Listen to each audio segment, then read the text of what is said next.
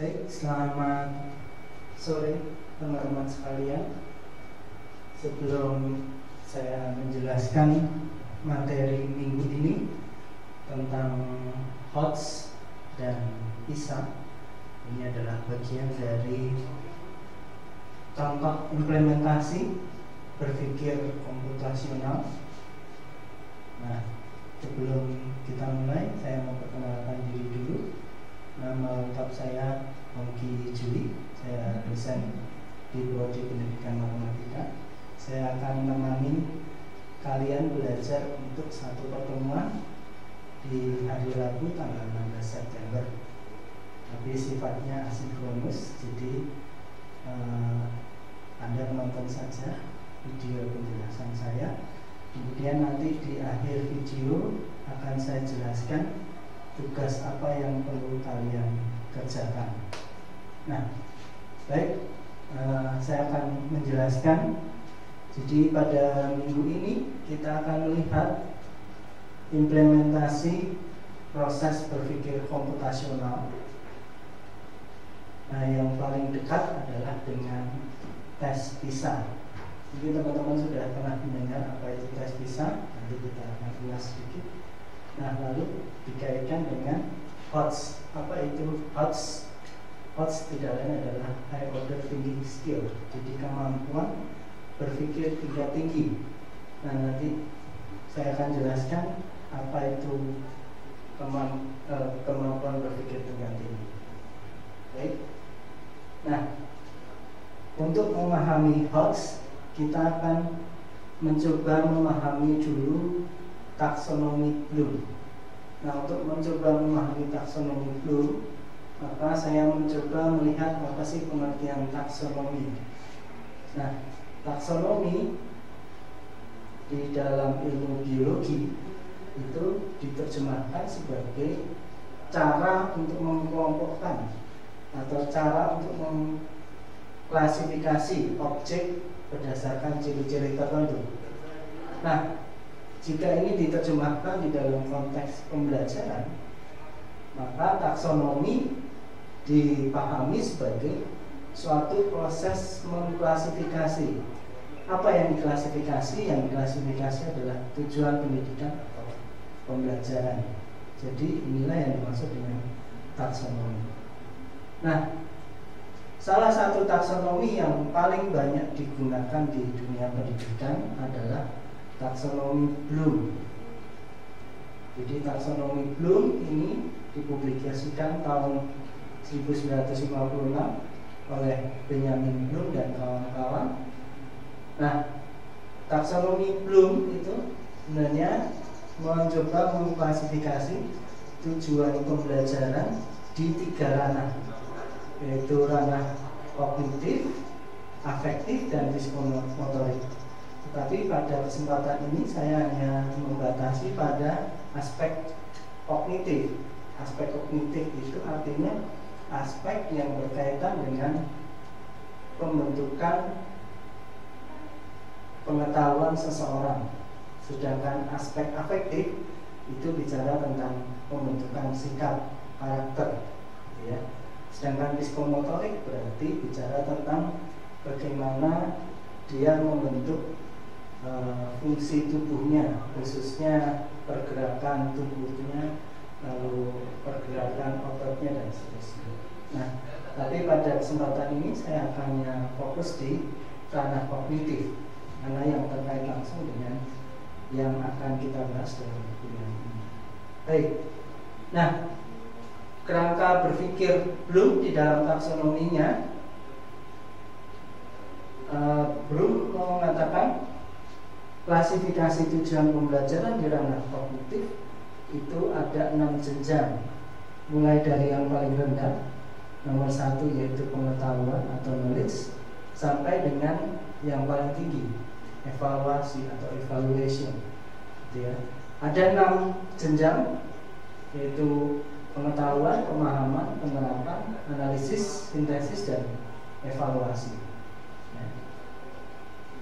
Seiring berjalannya waktu dan perkembangan khususnya psikologi kognitif sebagai salah satu cabang psikologi, maka David Radcliffe ini juga merupakan salah satu anggota tim yang merumuskan taksonomi Bloom pada tahun 1956, mengatakan taksonomi Bloom itu perlu direvisi.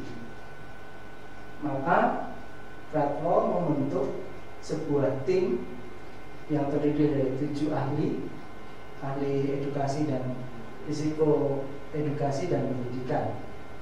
Nah, di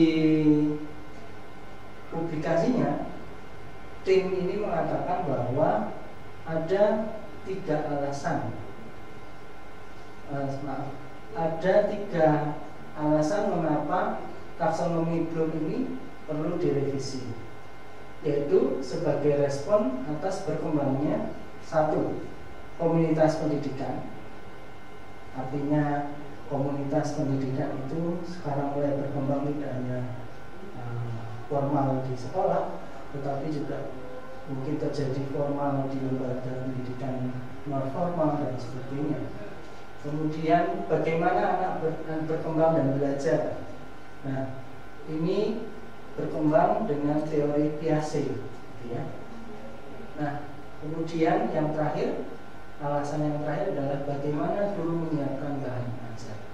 Jadi ini adalah 3 alasan mengapa taksonomi Bloom itu perlu direvisi.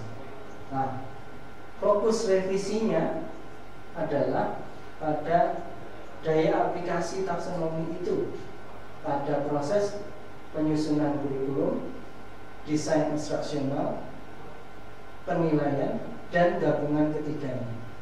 Jadi kalau teman-teman baca nanti, nampak sekali bahwa fokus taksonomi dari Bloom sampai yang direvisi itu ada perkembangan, karena di taksonomi Bloom fokus utamanya itu hanya pada tujuan pembelajaran di pendidikan tinggi, ya. Tetapi dengan adanya revisi ini, maka fokus itu dikembangkan ke 3 aspek, yaitu penyusunan kurikulum, desain instruksional, dan penilaian serta gabungan ketiganya. Nah, ada 2 hal mendasar yang berubah dari taksonomi Bloom ke taksonomi Bloom yang direvisi. Yang pertama yaitu sudah saya katakan tadi, pengaplikasian yang lebih luas, bahwa fokus taksonomi Bloom yang direvisi itu berkembang ke 3 arah, yaitu terkait dengan penyusunan kurikulum, desain instruksional atau desain pembelajaran, dan penilaian serta gabungan ketiganya, ya. Lalu perubahan terminologi, apa itu? Nah, perubahan terminologi itu terjadi di mana? Teman-teman tadi ingat di dalam taksonomi Bloom itu jenjang pertama adalah pengetahuan atau knowledge. Maka di taksonomi Bloom yang direvisi, aspek pengetahuan itu menjadi satu dimensi, menjadi salah satu dimensi dalam taksonomi Bloom yang direvisi. Nah, jika di taksonomi Bloom yang lama itu hanya ada satu dimensi, maka di taksonomi Bloom yang direvisi itu ada 2 dimensi, yaitu dimensi pengetahuan dan dimensi proses kognitif. Dan 2 dimensi ini saling terkait satu sama lain. Jadi dimensi proses kognitif kita melihat bagaimana proses berpikir itu terjadi. Lalu kalau di dimensi pengetahuan kita fokus pada hasil yang diperoleh di dalam proses kognitif. Nah, jadi terminologinya berubah di situ. Jadi kalau di taksonomi Bloom yang lama hanya ada satu dimensi, maka perkembangannya di taksonomi Bloom yang direvisi menjadi 2 dimensi. Nah, dimensi pengetahuan sendiri nanti ada 4 level, ada 4 bidang, yaitu pengetahuan faktual, konseptual, prosedural, dan pengetahuan metakognitif. Nanti kita akan lihat apa itu masing-masing.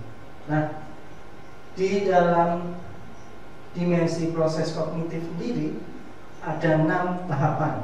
Nanti kita akan lihat apa saja tahapan di dalam dimensi proses kognitif. Nah, oke. Jadi di dalam taksonomi Bloom yang direvisi, dimensi pengetahuannya ada 4, yaitu pengetahuan faktual, konseptual, dan prosedural, dan metakognitif. Ini adalah aspek hasil dari proses terjadinya proses kognitif, gitu ya. Nah, dimensi kedua yaitu dimensi proses kognitif. Di sini ada 6 tahapan, mulai dari mengingat, memahami, menerapkan, sampai dengan mengkreasi. Oke. Nah, kalau kita bandingkan taksonomi proses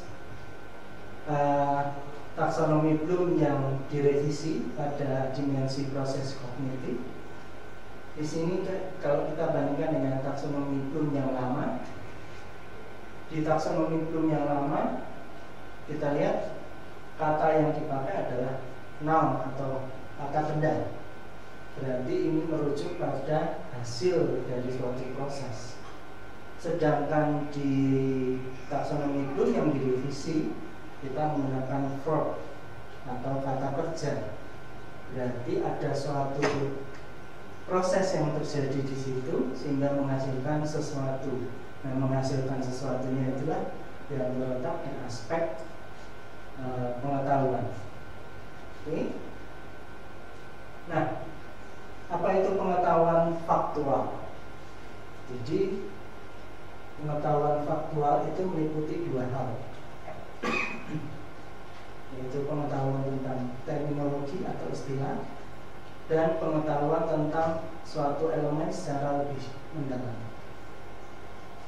Jadi kalau di matematika itu mudah. Jadi kalau di matematika itu ada yang dinamakan pengertian pangkal. Nah, ini adalah salah satu contoh pengertian faktual. Apa itu pengertian pangkal? Pengertian pangkal adalah suatu pengertian yang tidak didefinisikan, tetapi dianggap benar. Contohnya di matematika itu, di dalam geometri kita punya pengertian pangkal untuk titik dan garis. Jadi di dalam geometri kita tidak pernah mendefinisikan apa itu garis, apa itu titik. Ya. Nah, pengetahuan tentang titik dan garis oleh siswa, maka itulah sebagai salah satu contoh produk dari pengetahuan faktual. Nah, contoh lain apa? Teman-teman tahu tentang kalau mencari rumus luas lingkaran adalah Pi kali R kuadrat. Nah, Pi itu salah satu contoh pengetahuan faktual, karena Pi adalah suatu bilangan yang melambangkan atau yang merupakan hasil bagi dari keliling dengan diameter lingkaran. Nah, itulah definisi Pi. Nah, Pi merupakan salah satu contoh pengetahuan faktual. Fakta bahwa Pi itu adalah 3,14 sekian sekian, gitu ya. Nah, yang lain adalah yang berikutnya adalah pengetahuan konseptual atau conceptual knowledge. Jadi pada pengetahuan konseptual, orang tersebut bisa sudah membuat benang merah antara beberapa basic knowledge, gitu ya. Jadi dia sudah bisa membuat benang merah atau keterkaitan antara 2 atau lebih pengetahuan-pengetahuan yang dasar. Nah, di dalam conceptual knowledge itu ada 3 kategori, yaitu pengetahuan mengklasifikasi dan mengkategorikan, kemudian kategori pengetahuan yang prinsip dan kemampuan menggeneralisasi. Nah, kemudian pengetahuan tentang teori, model atau struktur. Jadi contohnya misalnya di pengetahuan tentang prinsip ada teorema Pythagoras, gitu ya. Jadi kalau di dalam matematika pengetahuan konseptual ini disetarakan dengan definisi dan teorema. Jadi definisi dan prinsip diterjemahkan di dalam matematika biasanya berupa teorema, lemma, gitu ya. Nah, kemudian pengetahuan prosedural. Jadi pengetahuan prosedural itu pengetahuan tentang bagaimana sesuatu itu bekerja. Jadi kalau misalnya teman-teman ingat ketika SD dulu belajar tentang pembagian porografik gitu ya. Jadi misalkan kita mau membagi 326 dengan 12, maka ada algoritmanya yang kita lakukan.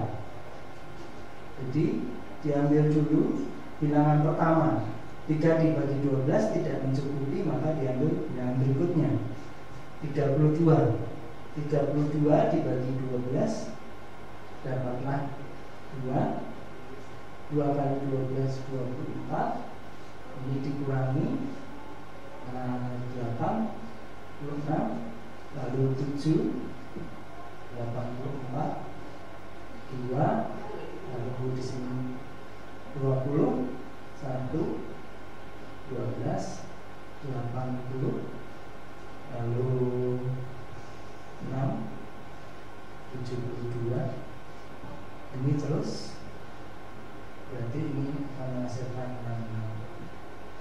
Nah,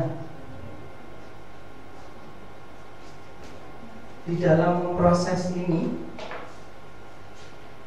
ada suatu langkah untuk membagi 326 dengan 12. Nah, pengetahuan prosedural itu lebih pada bahwa orang ini bisa melakukan proses pembagian dengan porografik, tetapi harapannya di akhir itu dia harus paham mengapa algoritma itu bisa terjadi. Nah, jadi ini salah satu contoh pengetahuan prosedural yang dibentuk oleh siswa. Nah, di dalam pengetahuan prosedural ada 3 pengetahuan, yaitu pengetahuan tentang kemampuan khusus dan algoritma. Bermain di algoritma. Jadi kalau teman-teman di TI belajar tentang algoritma, maka jika dia sudah bisa menghasilkan suatu algoritma, maka dia sudah masuk pada menghasilkan pengetahuan yang bersifat prosedural. Kemudian pengetahuan atau pemahaman tentang teknik tertentu atau metode tertentu. Kemudian pengetahuan tentang bagaimana menentukan kapan prosedur itu dipakai. Oke. Yang terakhir adalah pengetahuan tentang metakognitif. Jadi apa yang dimaksud dengan pengetahuan metakognitif adalah pengetahuan yang secara umum disadari oleh orang itu.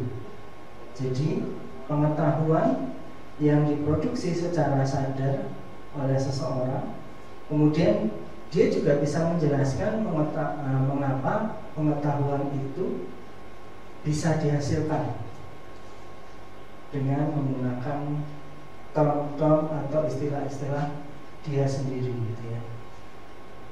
Jadi ketika misalnya seseorang diminta mengerjakan sesuatu, lalu orang lain diminta melihat kembali pekerjaan orang lain itu, dan dia bisa memahami apa yang ada di situ, maka ini adalah salah satu contoh pengetahuan metakognitif. Jadi meta itu kan di atas kognisi. Jadi Dia bisa menjelaskan pengetahuan itu apa dan bagaimana konstruksinya dan bagaimana keterkaitannya, dan dia bisa menjelaskan itu dengan menggunakan bahasanya sendiri, bukan bahasa orang lain. Jadi di situ yang penekanan yang penting bahwa dia bisa menjelaskan sesuatu itu bukan karena hafal, tetapi karena sungguh dia memahami konsep itu. Oke. Nah, kita lihat aspek dimensi yang lain terkait dengan proses kognisi. Yang pertama adalah mengingat. Di dalam dimensi mengingat ada dua hal yang bisa menjadi indikator bahwa seseorang itu punya kemampuan mengingat, yaitu menyadari atau recognition dan memanggil kembali, recalling. Jadi contoh sederhananya saja, misalnya ketika orang ditanya tahun berapa terjadi misalnya revolusi Prancis. Nah, ketika dia bisa mengatakan, oh revolusi Prancis terjadi tahun sekian, dan jawabannya benar, maka dia dikatakan sudah punya kemampuan mengingat, khususnya di mengingat kembali, gitu ya. Oke. Nah, kemudian memahami. Apa yang dimaksud dengan memahami? Ya. Jadi memahami menurut Anderson itu adalah proses konstruksi makna dari suatu pesan, baik itu pesan secara tertulis maupun secara lisan.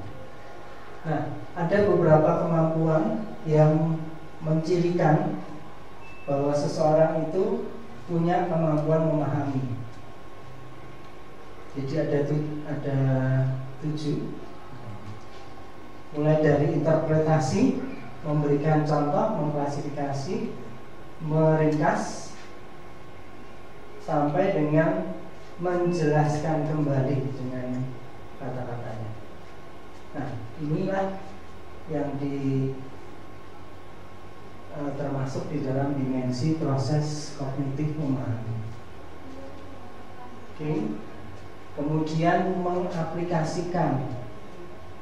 Di dalam ranah mengaplikasikan itu ada 2 komponen yang bisa dipakai sebagai indikator untuk mengindikasikan bahwa seseorang itu punya kemampuan mengaplikasikan. Yang pertama yaitu executing, itu dia mengeksekusi sesuatu, gitu ya. Jadi misalnya membagi sebuah bilangan bulat dengan bilangan bulat yang lain. Jadi ketika dia bisa melakukan eksekusi atau mencari hasil dari 326 dibagi dengan 12, maka ini salah satu kemampuan yang mengindikasikan bahwa seseorang itu punya kemampuan mengaplikasikan. Kemudian yang lain adalah implementing atau mengaplikasikan.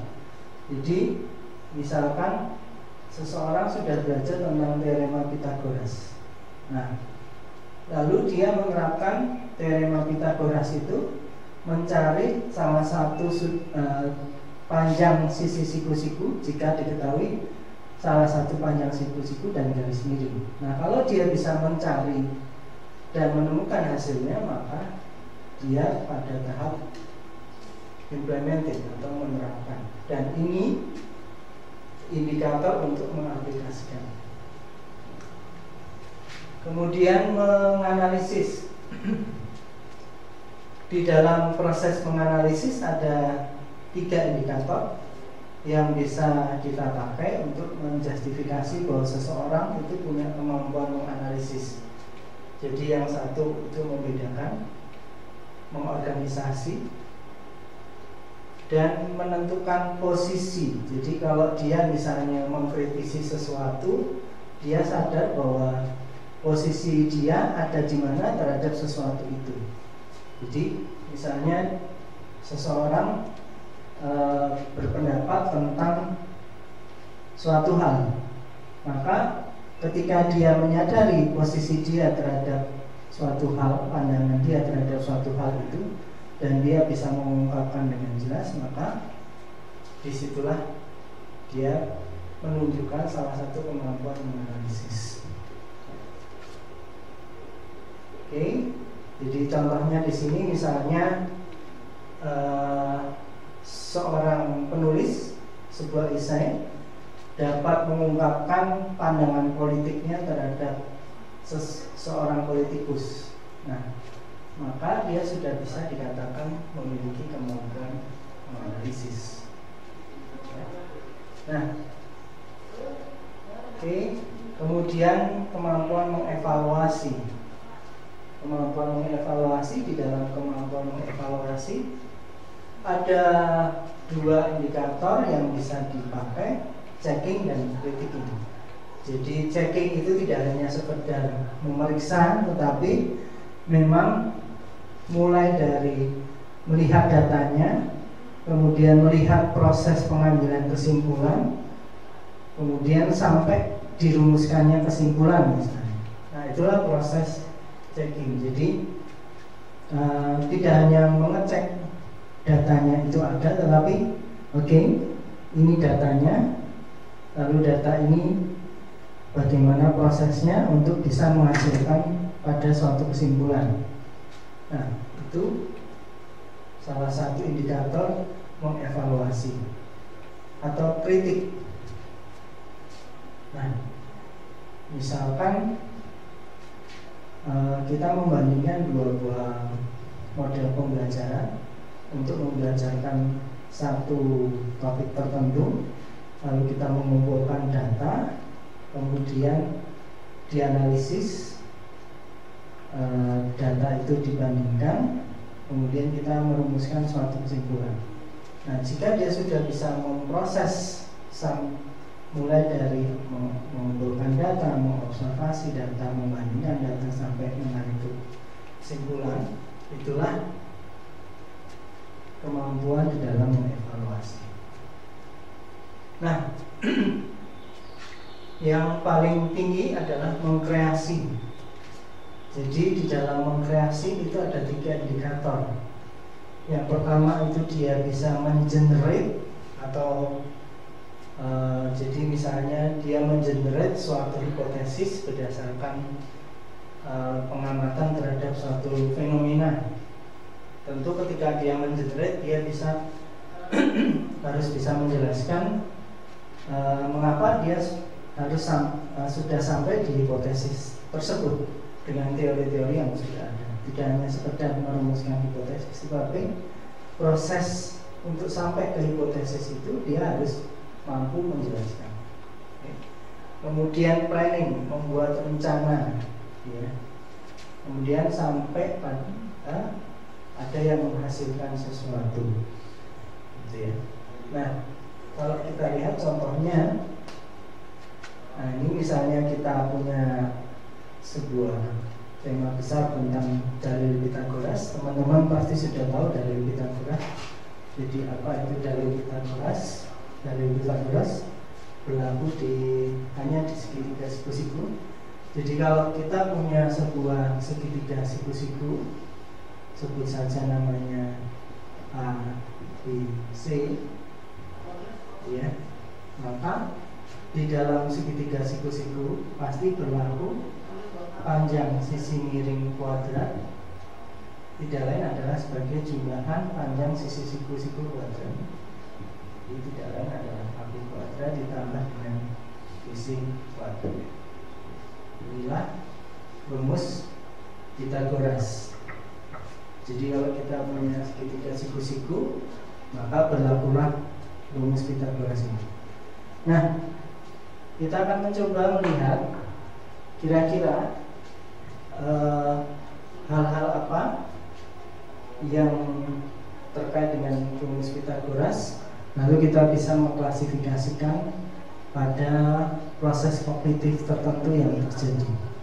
Nah, misalnya siswa mampu menyebutkan, jadi baru tahap menyebutkan, berarti itu tahap yang paling basic, paling rendah, yaitu mengingat. Nah, kemudian misalnya siswa dapat menjelaskan maksud dari Pitagoras. Nah, ini dia tidak hanya sekedar mengingat, tetapi dia bisa menjelaskan hal-hal apa saja yang saling terkait di dalam teorema Pitagoras. Nah, jika dia sudah mampu ini, berarti dia sudah pada tahap yang lebih tinggi sedikit, yaitu tahap memahami.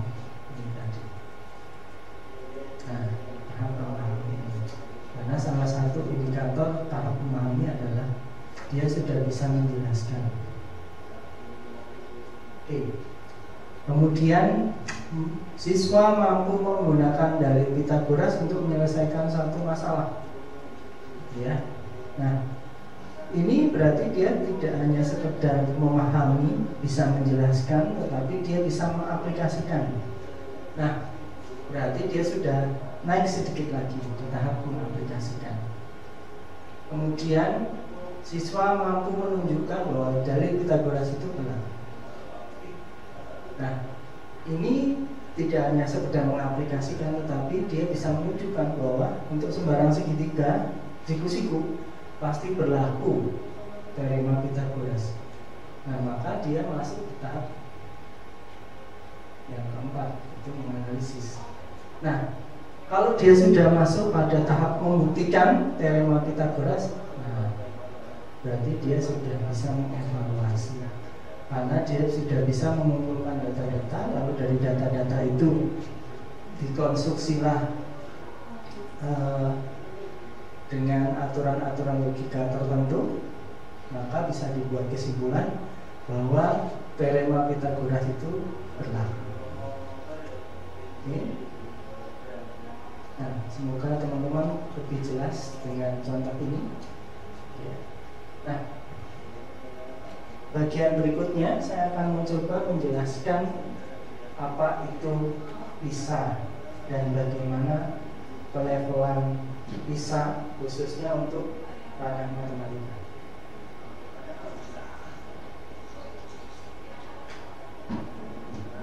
Nah, jadi saya ingin menjelaskan dulu PISA itu apa. PISA itu tidak lain adalah suatu program internasional yang disponsori oleh OECD. OECD itu adalah Perhimpunan Bangsa-Bangsa Negara Berkembang, ya. Jadi negara berkembang membuat suatu perhimpunan yang disebut OECD. Jadi anggotanya itu kurang lebih sekarang itu sekitar 60 negara. Ini sudah berkembang dari awal sekitar 30 negara, berkembang sekitar sekarang 60-an negara. Nah, tujuan program ini untuk apa? Untuk mengetahui 3 kemampuan, yaitu membaca atau reading, matematika, dan sains. Nah, untuk siswa yang berusia di sekitaran 13 sampai 15 tahun. Nah, jadi itu yang dimaksud dengan PISA. PISA itu adalah singkatan dari Program for International Student Assessment. Jadi tujuan dari tes PISA ini adalah mengetahui 3 kemampuan itu di negara-negara anggota dari OECD. Ya. Oke. Nah, sekarang kita lihat, saya hanya akan fokus dari 3 kemampuan itu, yaitu melek membaca, melek matematika, dan melek sains. Saya hanya fokus pada menjelaskan matematik literasi. Nanti untuk yang lain itu menjadi bagian dari tugas untuk kalian, ya.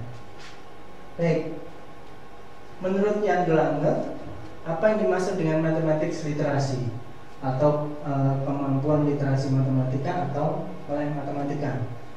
Jadi melek matematika didefinisikan oleh OECD sebagai kecakapan individu, seorang individu untuk mengidentifikasi, mengerti peranan matematika di dalam kehidupan, membuat penilaian yang akurat, menggunakan dan melibatkan matematika dengan berbagai cara untuk memenuhi kebutuhan hidup sebagai warga negara yang reflektif, konstruktif, dan berbakti. Definisi ini saya ambil dari OECD, buku panduan yang dibuat oleh OECD tentang PISA tahun 2003. Jadi ini pengertian kemampuan literasi matematika. Jadi di sini ada tingkatan sebenarnya secara tidak langsung kalau Anda lihat ya. Jadi mulai dari mengidentifikasi, memahami peranan, membuat penilaian yang akurat, menggunakan dan melibatkan matematika, untuk memenuhi kebutuhan individunya. Nah, di dalam PISA sendiri ada 6 level. Nah, kita akan lihat masing-masing level di dalam kemampuan PISA. Jadi di level pertama, sama seperti kalau Anda lihat tadi, di proses kognitif juga ada kriteria atau indikator-indikatornya. Nah, di level pertama tes PISA untuk melek matematika itu ada 3 indikator. Dan ini ketika seseorang dijustifikasi masuk di level pertama itu, dia tidak harus bisa menunjukkan ketiganya, tapi cukup salah satu. Jadi ketika salah satu sudah bisa dipenuhi, maka dia bisa dikatakan berada pada level 1. Apa saja? Yang pertama ini. Jadi siswa itu dapat menjawab atau menyelesaikan masalah berdasarkan semua informasi yang ada di dalam soal. Jadi semua informasi yang diperlukan siswa untuk menjawab pertanyaan itu sudah ada di soal, dan dia dapat menggunakan informasi itu secara benar untuk menyelesaikan soal. Itu indikasi yang pertama. Lalu indikasi yang kedua, mampu mengidentifikasi informasi dan menggunakan prosedur rutin yang sudah dia pahami untuk menyelesaikan masalah itu secara eksplisit. Atau indikator yang lain adalah mereka dapat melakukan tindakan yang nyata ketika diberikan sebuah stimulus. Jadi ketika ada stimulus, maka dia bisa segera merespon. Jadi ketika ada stimulus tertentu di dalam soal, dia bisa melakukan respon dan melakukan tindakan untuk merespon itu dan menyelesaikan masalah. Nah, ini adalah indikator-indikator yang ada di level 1. Nah, contohnya seperti apa? Nah, kita lihat di sini. Misalnya kita punya masalah ini tentang tukar menukar uang, ya. Jadi contoh masalahnya, Mei-ling tinggal di Singapura. Ia mempersiapkan pergi ke Indonesia selama 3 bulan sebagai pelajar dalam proses program tukar menukar pelajar. Nah, karena itu dia butuh menukar beberapa dolar Singapura ke dalam rupiah. Nah, Mei-ling menemukan bahwa nilai tukar antara dolar Singapura dengan rupiah Indonesia adalah sebagai berikut. Jadi 1 dolar Singapura itu senilai dengan 9.800 rupiah. Nah, Mei-ling ini menukar 3.000 dolar Singapura ke rupiah. Berapa rupiah yang diperoleh Mei-ling dari hasil pertukaran ini? Nah, kalau teman-teman lihat di sini, kita lihat proses penyelesaiannya. tidak lain adalah dia punya 3.000 dolar Singapura, lalu harga per dolar Singapura adalah 9.800 rupiah, maka berapa banyak nilai rupiah yang diperoleh tinggal dikalikan, diperoleh hasil sekian. Maka kalau teman-teman lihat, berarti ketika kita menyelesaikan masalah ini tadi, semua informasi sudah ada di situ, kita tinggal menggunakan dan menggunakan prosedur rutin, yaitu proses pengalihan. Ya. Nah, lalu coba kita lihat di level kedua, ya. Nah, di level kedua itu ada situasi di mana tidak semua informasi itu tersedia di dalam soal atau masalah. Dia harus membuat suatu interpretasi tertentu terhadap apa yang diketahui dalam soal. Nah, kemudian kemampuan yang lain adalah dia dapat mengekstraksi informasi-informasi yang relevan dari satu sumber dan menggunakan dan merepresentasikannya kembali informasi itu dalam bentuk model representasi yang lain. Nah, kemudian siswa dapat mengaplikasikan algoritma dasar atau formula atau rumus atau prosedur tertentu untuk menghasilkan sesuatu, ya. Kemudian dia juga mampu dan dapat memberikan alasan mengapa prosedur itu bisa dilakukan. Nah, kita lihat soalnya seperti apa. Oke, masih soal yang sama dari Melik tadi. Nah, kita lihat soal yang bagian B. Sekembalinya dari Indonesia, setelah 3 bulan di Indonesia, Meling masih memiliki uang sebesar 9.360.000. Nah, Meling tentu ingin menukar rupiah ini ke dalam dolar Singapura. Ternyata sudah nilai tukarnya 1 dolar Singapura ketika dia menjual harganya adalah 9.600. Nah, kalau kita lihat solusinya, oke. Nah, informasinya adalah 1 dolar Singapura setara dengan 9.600. Nah, dari informasi itu maka dia harus mengekstraksi. Berarti kalau begitu satu kan kita peroleh 1 dolar Singapura itu 9.600. Nah, kita punya sekian 9 juta sekian rupiah. Maka kalau mau diubah ke dolar Singapura, maka kita harus bisa merepresentasikan bahwa 1 dolar Singapura itu kan sekian. Maka ini harus diekstraksi menjadi 1 rupiah. Maaf, ini salah ketik. 1 rupiah itu adalah 1/9.600 dolar Singapura. Nah, barulah prosedur seperti nomor 1 tadi bisa dilakukan. Berarti ini tinggal dikalikan sekian, mendapat 975 dolar Singapura, gitu ya. Jadi ada satu tahapan lagi yang dilakukan. Jadi informasi yang diperoleh itu harus diekstraksi, tidak bisa langsung dipakai.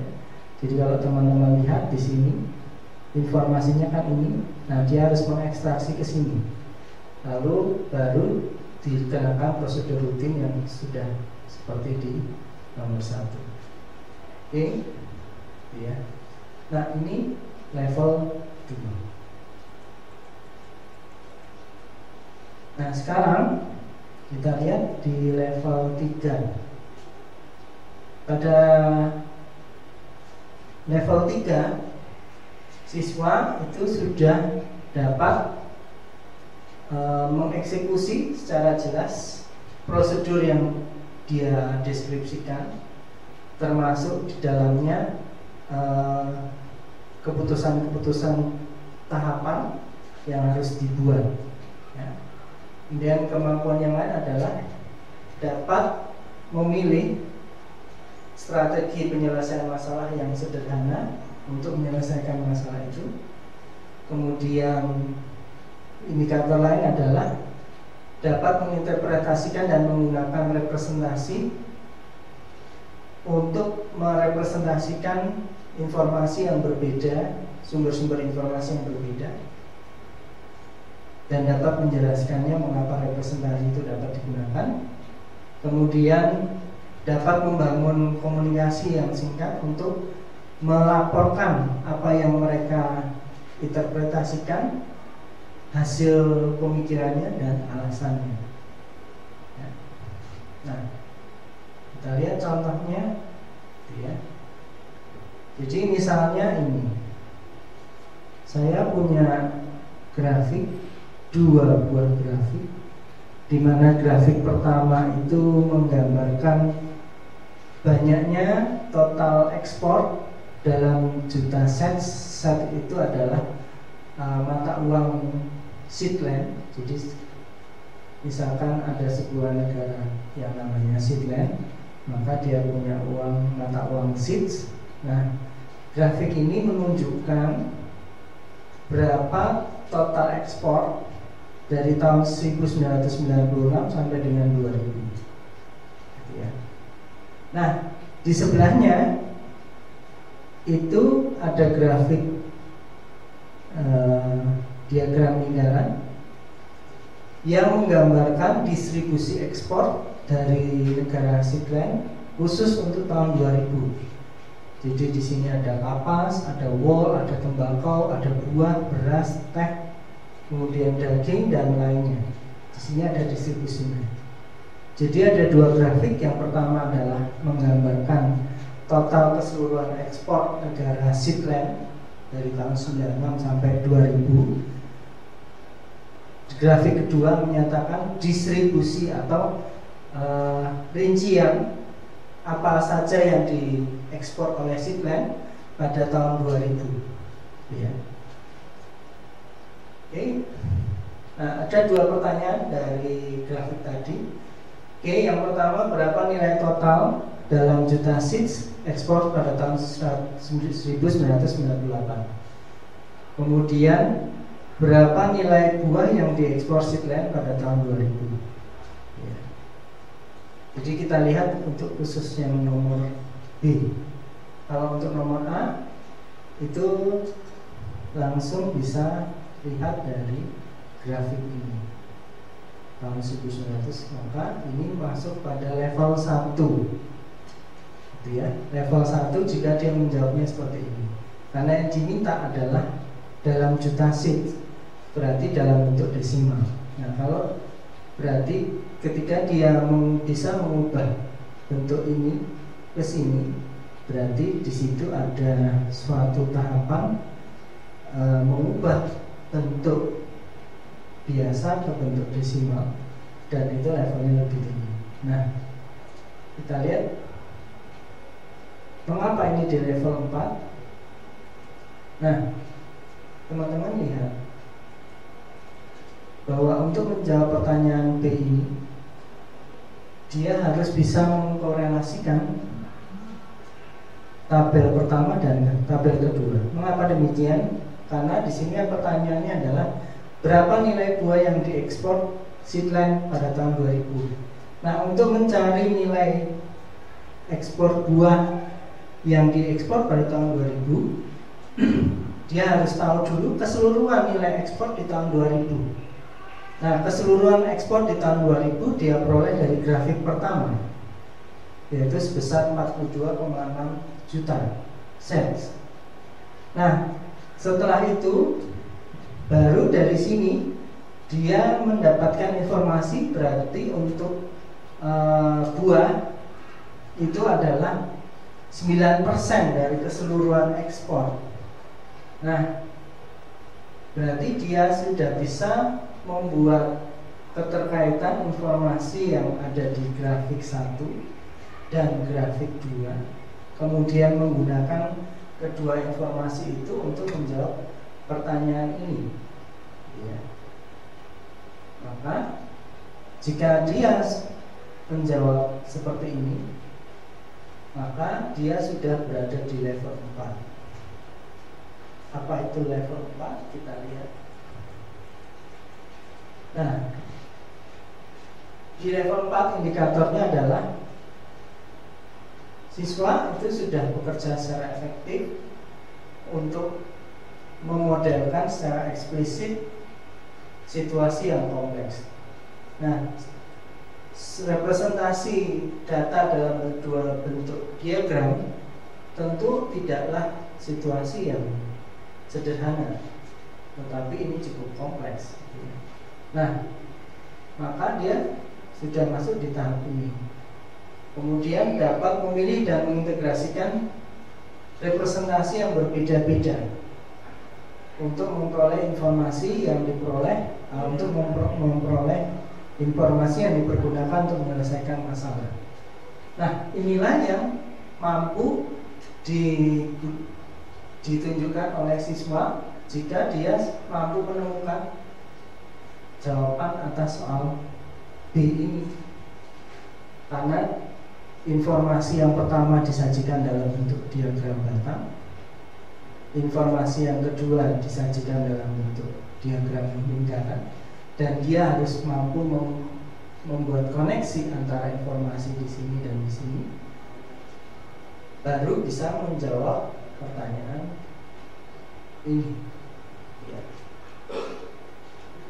Oke, lalu kita lihat level 5. Ya. Di level 5 sudah dapat membangun model dari situasi yang kompleks, mengidentifikasi kendalanya, lalu membuat asumsi yang spesifik. Kemudian dapat memilih, membandingkan atau mengevaluasi strategi penyelesaian masalah untuk masalah yang kompleks yang dapat digunakan untuk menyelesaikan model yang dihasilkan. Kemudian siswa sudah dapat bekerja secara terstruktur, kemudian proses berpikirnya dapat ditata dengan baik, demikian juga proses argumentasinya, kemudian dia dapat membentuk representasi-representasi yang baik untuk proses berpikirnya, kemudian yang terakhir dapat merefleksikan tindakannya dan memformulasikan apa yang menjadi dasar dia berpikir dan dapat mengkomunikasikannya.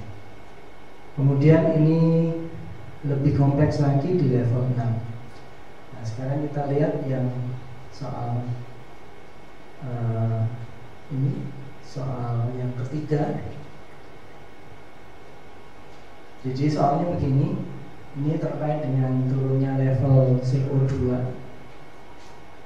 Banyak ahli sains takut dengan meningkatnya kadar CO2 dalam atmosfer bumi yang disebabkan oleh perubahan iklim. Diagram batang ini yang ada di samping itu menunjukkan bahwa tingkat emisi CO2 di tahun 1990, batang yang terang itu yang ini, maksudnya yang biru muda, ya.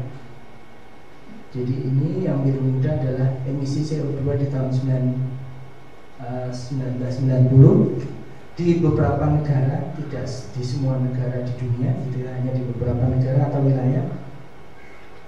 Kemudian yang biru tua itu adalah tingkat emisi CO2 di tahun 1998. Nah, misalnya di sini kita lihat untuk Jerman di tahun 1990 kadar emisinya adalah 1213. Tahun 98 jadi 1301. Maka terjadi peningkatan sebesar 10%. Kemudian contoh yang lain adalah misalnya Jerman. Di sini di Jerman terjadi penurunan sebesar 10%, tapi di Belanda itu terjadi peningkatan sebesar 8%. Ya. Kemudian ini di Amerika Serikat ini di Rusia gitu ya. Kemudian ini di Jepang dan ini di Jerman. Oke, ini di Uni Eropa. Ya. Nah, persoalannya adalah dalam diagram di atas kalian dapat membaca di Amerika Serikat peningkatan level emisi CO2 dari 90 ke 98 adalah 11%. Jadi ini tadi Amerika Serikat dari 6049 naik menjadi 6727. Ini dikatakan naik 11%. Nah, siswa diminta apa? Siswa diminta menemukan 11% dari mana. Dapat angka 11% itu dari mana. Kemudian persoalan kedua, Mendy menganalisis diagram tersebut dan menyatakan dia menemukan suatu kesalahan dalam perubahan persentase tingkat emisi. Kenapa? Karena ketika dia melihat misalnya di Jerman itu terjadi penurunan 16%. Tapi di Uni Eropa, yaitu di semua negara Eropa, penurunannya itu hanya terjadi 4%. Nah, menurut Mendy ada yang salah di dalam proses ini. Di Jerman saja turun 16%, tapi mengapa di semua negara Eropa turunnya hanya sebesar 4%? Nah, siswa diminta menentukan pendapat, benarkah pendapat Mendy ini, ataukah ada sesuatu yang salah dari pendapat Mendy? Oke. Nah, teman-teman, jadi ini untuk memperoleh 11% itu dari mana? Nah, siswa itu harus paham dengan apa yang angka di sini mengartikan angka yang ada di sini, baik angka yang pertama maupun yang kedua. Di angka pertama itu ditafsirkan dari emisi tahun 90 dalam juta ton. Jadi 6.000 sekian itu dalam juta ton. Sedangkan 6.700 itu adalah emisi di tahun 1998 gitu ya. Nah, berarti terjadi peningkatan dari 6.000 sekian jadi 6.700. Berarti ada peningkatan, karena meningkat dari 6.000 sekian jadi 6.700. Nah, besarnya peningkatannya itu kan berarti menjadi selisih di antara keduanya. Maka untuk mencari besarnya peningkatan, dia harus menghubungkan dua informasi di tahun 90 dan tahun 98 sehingga dia memperoleh hasilnya ini.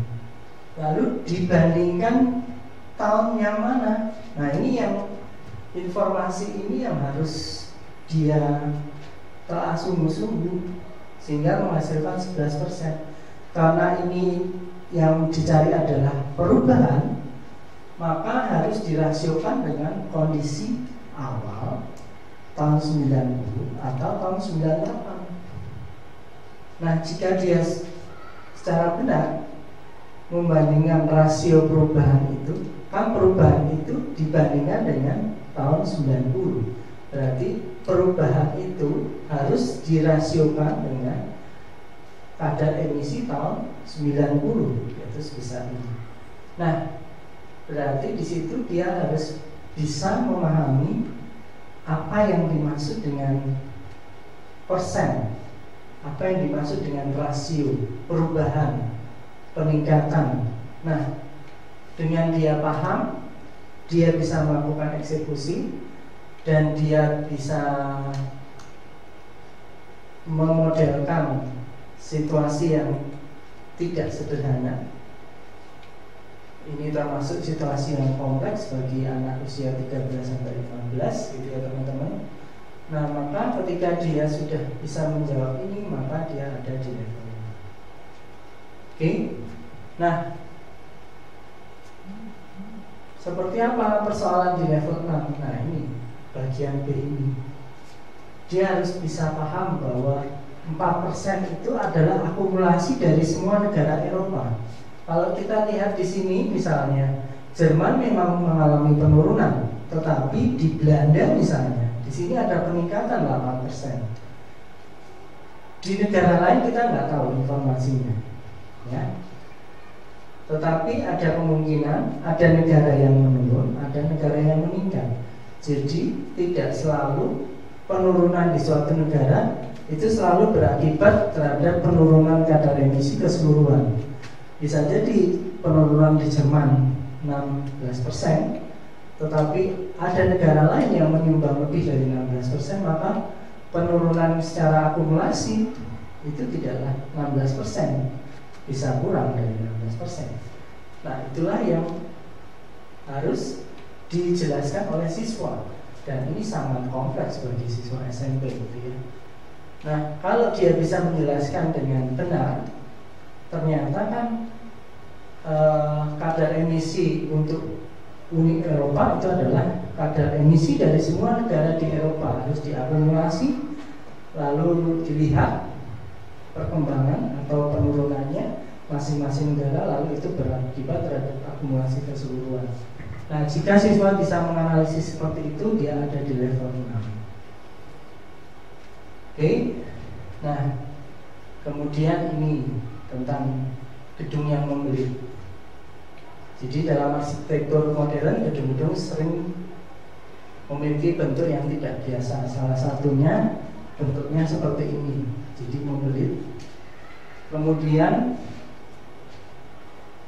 ini adalah gambaran rencananya beserta arah kompasnya. Jadi kalau teman-teman lihat ini, kalau yang berbentuk tabung itu kan lurus ke atas ya. Nah, yang berbelok-belok itu kan yang sampingnya sebenarnya.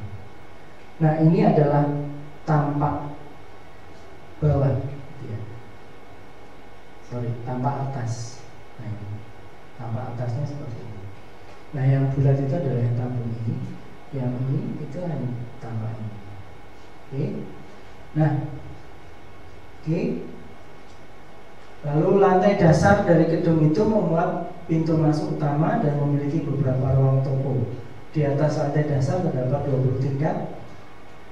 Jadi selain lantai dasar, di atas lantai dasar ada 20 tingkat, berarti total 21 lantai gitu ya.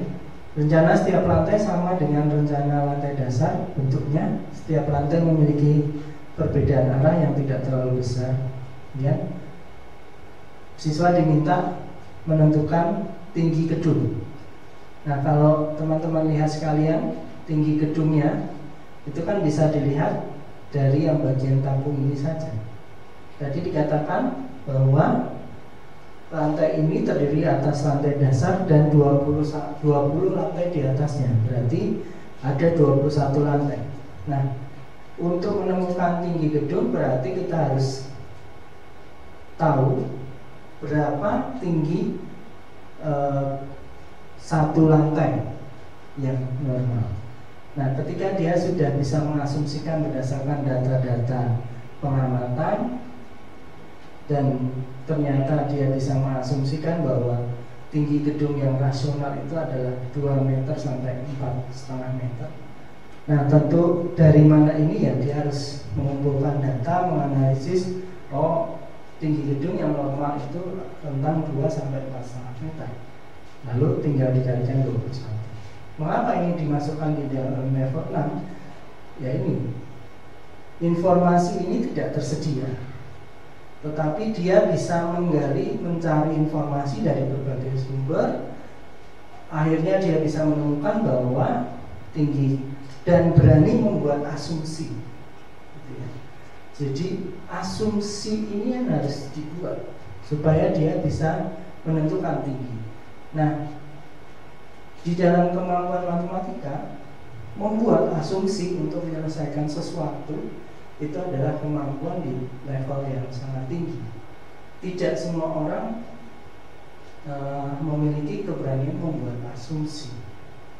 Nah, kadang persoalan matematika itu tidak bisa diselesaikan kalau kita tidak bisa membuat asumsi. Nah, tidak berani membuat asumsi. Nah, karena itulah dia dimasukkan di dalam level 6. Karena siswa harus berani membuat asumsi Dan asumsi ini tentu harus rasional. Rasionalnya didapat dari mana? Didapat dari pengolahan terhadap data-data pengetahuan dia tentang tinggi bangunan yang biasa, yaitu antara 2 sampai 4,5 meter. Nah, kalau tingginya kurang dari 2 dan lebih dari 4,5, maka dimasukkan dalam level 5. Jika tinggi bangunannya adalah dianggap hanya 20, karena itu tertulis di dalam soal, lalu tingginya tiap lantai itu kurang dari 2 meter atau lebih dari 4,5, maka itu ada di level 4. Nah, teman-teman, lalu apa yang dimaksud dengan HOTS? Nah, HOTS itu kalau kita lihat dari pandangan taksonomi Bloom, khususnya di proses kognitif, maka kemampuan-kemampuan yang dianggap pada kemampuan level tinggi itu adalah mulai dari kemampuan menganalisis sampai dengan mengkreasi. Itulah kemampuan-kemampuan yang berada di level tinggi. Sedangkan kemampuan-kemampuan yang ada di bawah level 4, yaitu di level 1, 2, dan 3, itulah yang dimaksud dengan LOTS, Low Order Thinking Skill. Jadi kemampuan-kemampuan di level tingkat rendah. Kalau yang tingkat tinggi mulai dari level 4, 5, dan 6. Nah, kalau kita memandangnya dari sudut pandang PISA, dari sudut pandang level-level kemampuan literasi matematika, maka yang dimaksud dengan HOTS itu mulai dari level 4 sampai level 6. Nah, nanti kita bisa membuat pemetaan sebenarnya level-level di PISA dengan level-level di taksonomi Bloom. Nanti teman-teman bisa membuat pemetaan satu-satu antara level di PISA dengan level di taksonomi Bloom. Nah, kalau kita menggunakan indikator-indikator di PISA untuk melek matematika, maka HOTS itu adalah kemampuan siswa mulai dari level 4 sampai dengan level 6. Nah, jadi itulah yang dimaksud dengan HOTS. Baik. Nah, kemudian saya akan menjelaskan apa tugas teman-teman sekalian. Oke. Jadi tugas teman-teman sekalian ada 4 poin, gitu ya.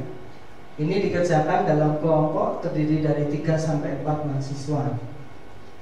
Jadi tugas pertama, carilah informasi tentang level-level yang ada di PISA untuk reading literasi atau science literasi. Kalau yang matematik literasi tadi sudah saya jelaskan. Nah, teman-teman mencari yang reading literasi atau science literasi. Jadi memilih salah satu, mau yang reading atau yang science. Mungkin mahasiswa PPI akan cenderung ke yang reading, silakan.